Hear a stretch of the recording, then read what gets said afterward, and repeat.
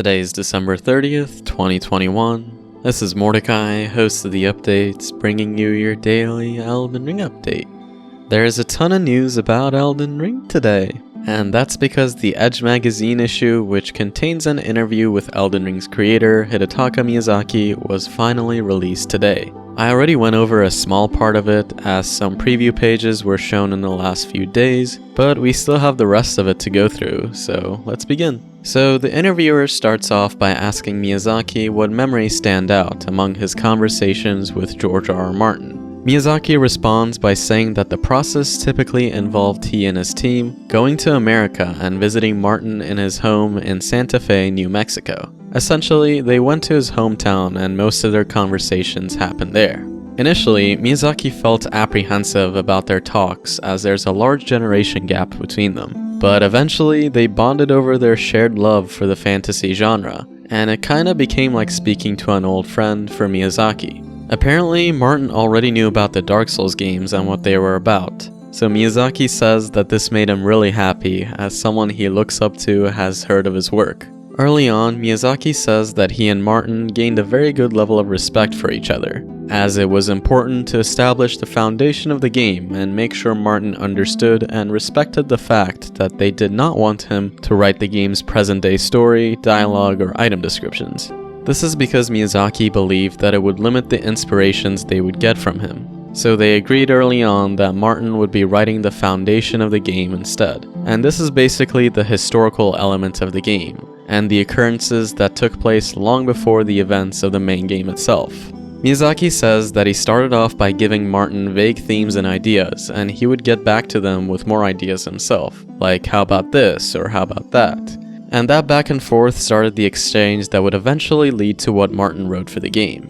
This writing, Miyazaki says, wasn't quite like a short story. Rather, Martin depicted the setting or the set scene for the world, detailing the flow of history and the figures who appeared around it. There was of course a story that came with this backbone, Miyazaki says, but it played as more of an intro to that world and a natural course of events for characters to follow. Miyazaki and his team then took this and interpreted it in their own way, and the final result was this little game called Elden Ring. Now, a lot of motifs from what Martin wrote were connections between people, and particularly parent-child relationships, which is something we've been exposed to so far with Queen Marika and Godfrey's children, the different demigods. And they focus particularly on Godric in marketing, as they constantly remind us that he was born a weakling child, jealous of his family. But yeah, that's pretty much it in regards to the George R. Martin related questions. Moving on then, Miyazaki was asked if any particular piece of media inspired the creation of Elden Ring's world, to which he responded by saying that many works influenced the process in various ways.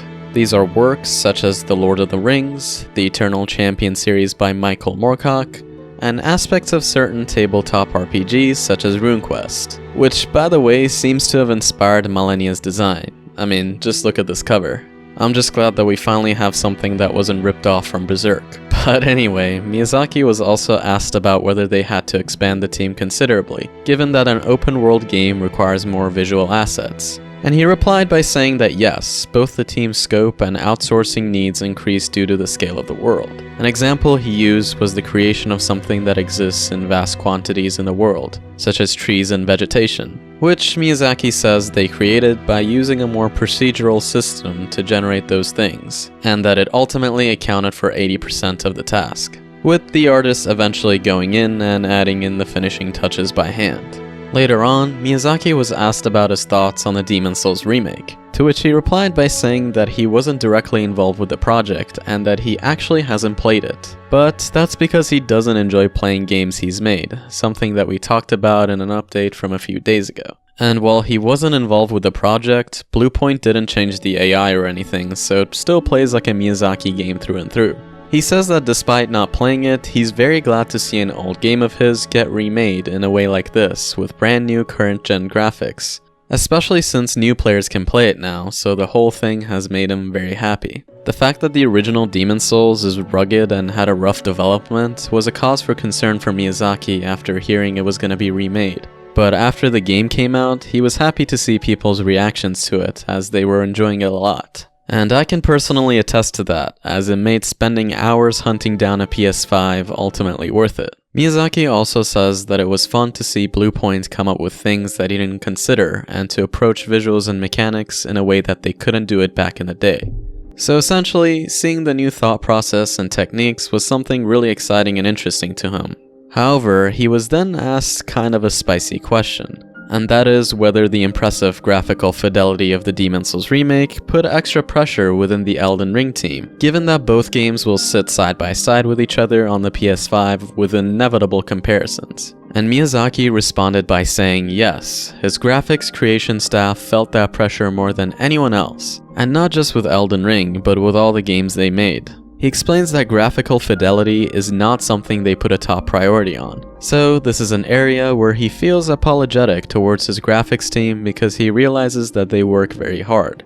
And he emphasizes that they've worked extremely hard on Elden Ring, and that their graphic systems teams and programmers have been pushing a lot of new features to create the best looking FromSoftware game ever made. But he still reiterates that it's never been a top priority for them. And honestly, for me personally, the art direction in their games more than makes up for the graphics, as they always deliver in the art and design department, and something that is truly unrivaled at times compared to other games. Moving on, Miyazaki was asked about how the pandemic impacted development and how they transitioned to remote work. He replied by saying that as a result of the pandemic, they had to change how they approach many aspects of game development, especially communications, which is a big part of it. Eventually though, they were able to adapt and push things through the hardships. Apparently, they already had a lot of experience with speaking remotely or across phone calls and video chats, so it was just a matter of expanding upon it and making it a company-wide practice. Later on in the interview, Miyazaki goes on to say that Elden Ring is based on a culmination of everything they've done with the Dark Souls series and their games so far, and that is the best way to look at it. It's not more so about what they couldn't do, but rather about what Elden Ring has allowed them to do thanks to the experience of developing previous games. Then, that question was followed up by asking Miyazaki if he believes Elden Ring is the best FromSoftware game to date. He responded by saying that that's a difficult question, and that they're always trying to top themselves to make the best games they can. He reiterates that Elden Ring wouldn't have been possible without the culmination of their experience, so they could have only made it after all of that. And he finally concludes this paragraph by saying that in a sense, yes, Elden Ring will be the best game they've made to date. It's going to be hard to beat their masterpiece, The Adventures of Cookies and Cream, but I think Elden Ring will have a slight edge over it. The next section of the interview actually doesn't involve Miyazaki. Rather, it interviews two members of our community, Vati and Zuli the Witch. And this is where we gain real insight into Elden Ring, such as this in-depth analysis from lore master Vati where he says, quote, "Oh my god, R2s are insane. Truly thought-provoking analysis." But anyway, later on in the interview, Miyazaki is asked why the tree figures are so prominent in his games. And he responds by saying that the tree motif was present in Dark Souls, but it was actually fire that was the most distinctive visual element for those games. However, with Elden Ring, the Erdtree is something that's striking and enticing on the screen as it draws your attention and stands out. Basically, the Erdtree fits as ideal for something that represents the world physically and burns that image into your mind. But it also stands out as something that represents the rules and order of the world. The tree is something that's alive, something that grew, and something that will eventually die. And he says that it fits the role, as this is sort of something that can then bestow this order and control the rules over the world. Because in the real world, there are also many things that are born, will grow, will change, and eventually die as well. He says talking more than that would give it away about the Erdtree, but I personally think he did a great job describing the tree's symbolism. So yeah, that pretty much wraps it up in terms of new things we learned from this interview. The other things I didn't mention I probably already covered in the updates from the last 3 days, as some pages of the magazine were released early, so you can check those out if you missed it. But also, if you want to read this issue for yourself, I've left some links in the description to a few official websites where you can read it for free.